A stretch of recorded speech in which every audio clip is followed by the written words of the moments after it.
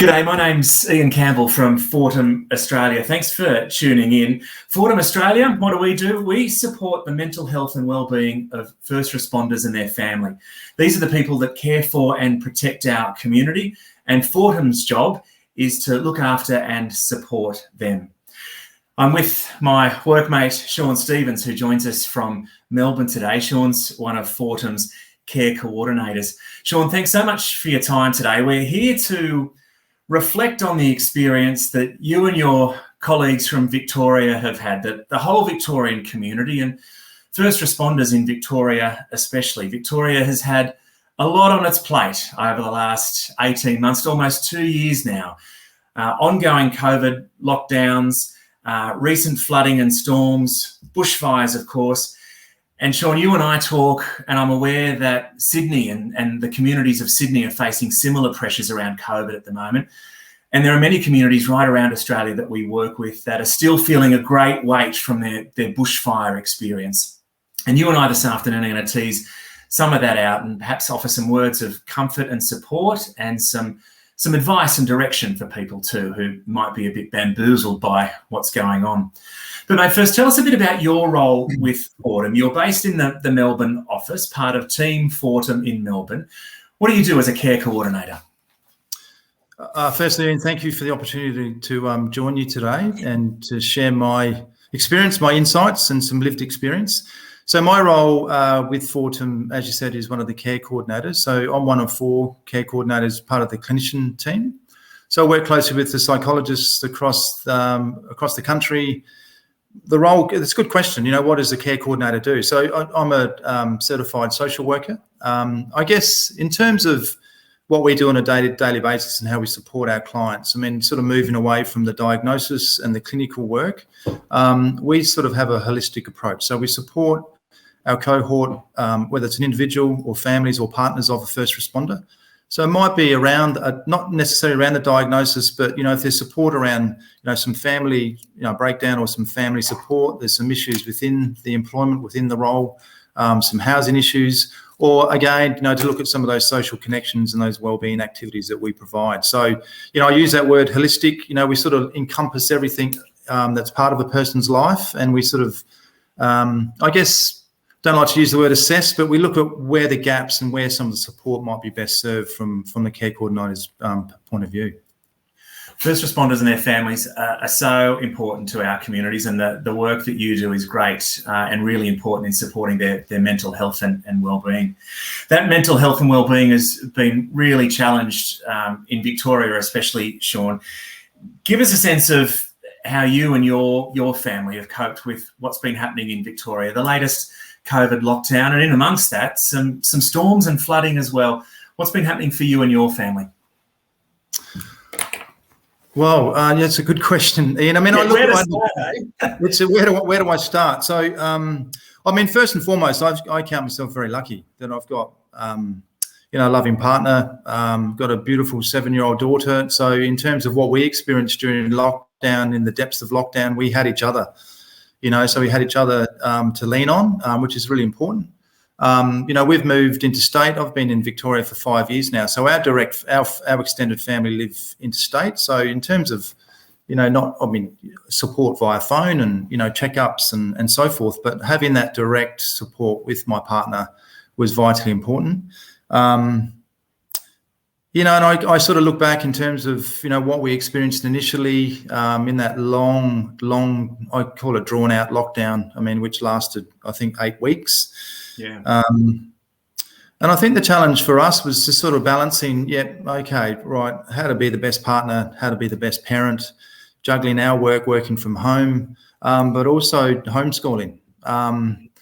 You know, in terms of where my priorities lied as a partner and also a father, is I was really conscious to actually create a safe environment for our daughter, you know, because I'm not a teacher. Hats off to teachers of the world. But, you know, I really learned that I had to be more flexible and I had to be adaptable, because the world we live in now, it's shown that we have to be flexible and we have to be adaptable, and because things could change at the, you know, flip of a coin. So, you know, I really had to, in a sense, lower my expectations of what I was trying to push my daughter around the homeschooling. So I learned some valuable lessons. I guess, the really important part and the valuable part for us was that connection that we did have with our family interstate. So regular phone calls to touch base to see how we were going.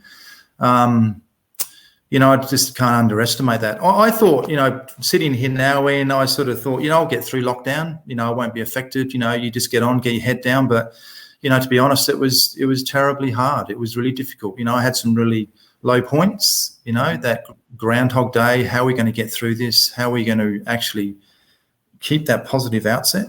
But we had strategies, exercise, daily routines of, whether it's walking around our local neighbourhood or around our oval. I guess then you throw the other elements in the mix. We had a curfew, and then we couldn't travel more than 5 kilometres, so it's sort of just the ebbs and flows. I think, as I said initially, that support of my wife and my child and my direct family was vitally important. What did you notice in Victoria's first responder community, the people that you work with, the police, the fireys, the ambos? What did you notice in that community?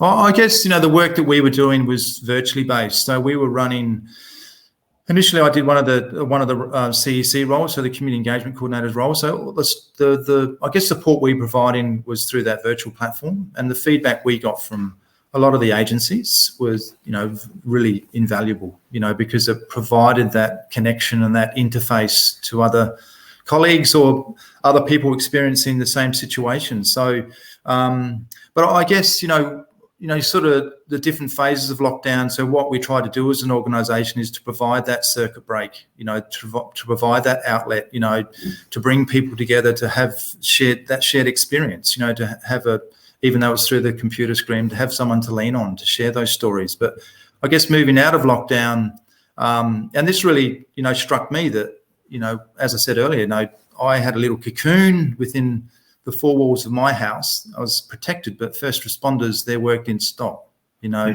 Essential services were out and about doing what they do on a daily basis. So working from home for those guys. No working from home, exactly. And there were stories of first responders who that fear in terms of bringing COVID home. So all the protective procedures that they undertook as part of their work. People were known to come home and then have a shower before they went indoors, or wash their clothes before they embraced their children or their partners. Mm-hmm. And that was just really hard to fathom, because in a sense, my life still went on, even though I was working from home and there was, some seclusion around that, but it still continued. And I think we talked earlier, Ian, that one of the stories that a VicPol member told me is that, that sort of that accumulative trauma. So VicPol members who were also volunteers with CFA who fought the bushfires in 2019-20, and then they just went back into an operational mode within Victoria Police. So there was no time or space to unpack the trauma they experienced with the bushfires, then back into working for VicPol, and then add into the mix COVID and a pandemic. So lots of different levels that they were facing, that they had to get through, no doubt. I think that's been a lesson for us all, that pile-on effect of the different traumas, the different crises that we've had to deal with, and the importance of being able to take a break, unpack it, download one before you go into the next. And I think we felt the weight of that pile-on of bushfires, COVID, floods, storms, and the fact that we haven't had a break, especially the first responder community, to deal with that stuff. These guys, these women and men have to show up day after day and keep working. Yeah, for sure. Yeah, that's a really good point. And a colleague, posted something with the recent storms. We've just got through another lockdown, and then they're out and about, at midnight, 1 o'clock, 2 o'clock in the morning, pulling trees off roads and responding to that carnage that occurred. While I'm tucked up in bed, nice and warm, they're out and about, and it's a daily occurrence for them. And Yeah, that's just, I mean, that's why we exist. That's why Fortem, and that's our purpose. And I guess that's, the best of our ability, how we can provide that support to the first responders. And I guess, share that message that we really appreciate what they do. And if part of my role as the care coordinator is if someone is struggling, or the family needs some support or they need, some respite or whatever it may be, that's my role. That's where I come in and can provide that support.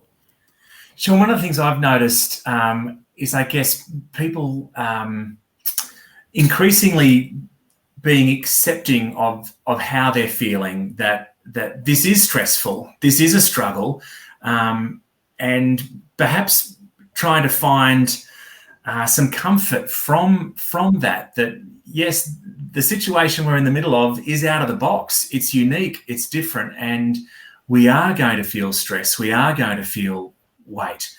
Do you have any wisdom around that for us? Well, I think, everyone experiences it differently. Like I said earlier, I think, I went into COVID, went into lockdown thinking, it's a challenge, we'll get through it, I'll be okay.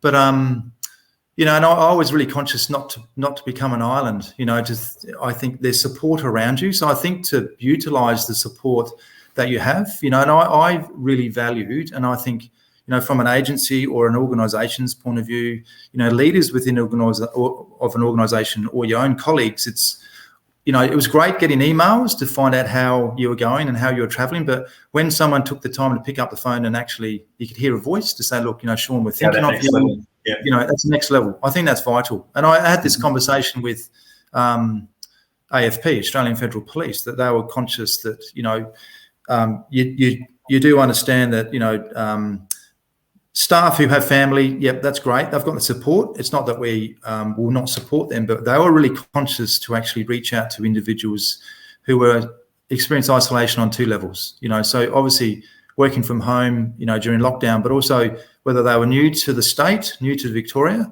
or they were new to the agency, and they didn't have that network. So it was really important. I thought that's a really valuable thing to hear. That's a really, really important part of, any organisation, to reach out to staff and have that conversation. Ask the simple question, how are you travelling? What can we do? And, mate, one of the really important things for me is that there's this chemical response that happens in our body when we're under stress and we're facing an emergency, the adrenaline rush that I think a lot of people can relate to. And I know for me, dealing with that adrenaline rush at different times, getting some exercise in, trying to find an activity that takes me out of my head has been really valuable, a really valuable part of trying to get through this process too. Yeah, for sure. I mean, some of the strategies just within the context of my family,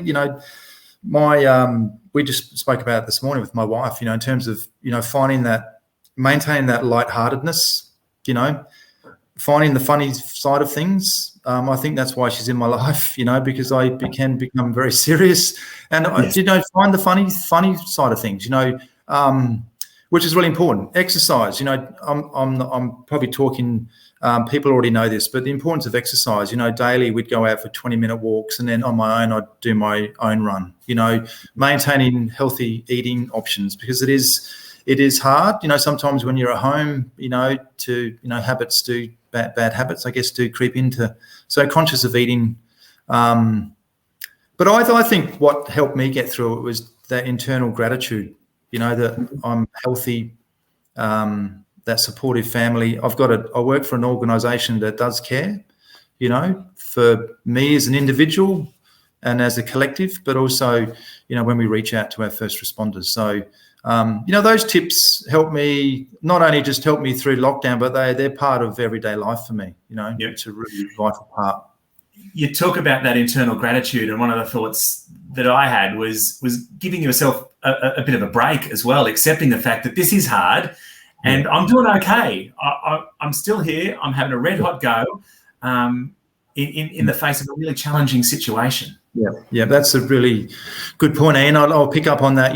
Give yourself a break. And that's what I said earlier. I think I had to lower my expectations, because when you have a 7-year-old sitting across the table saying, "Dad, I'm not enjoying homeschooling, and I don't like you as a teacher because you make me cry every day." So lowering to take stock, to say, look, we've got to support each other. I've got to sort of shift a few things, my mindset, but I think that's something that was a key learning for me, and I'll take that forward. What I experienced.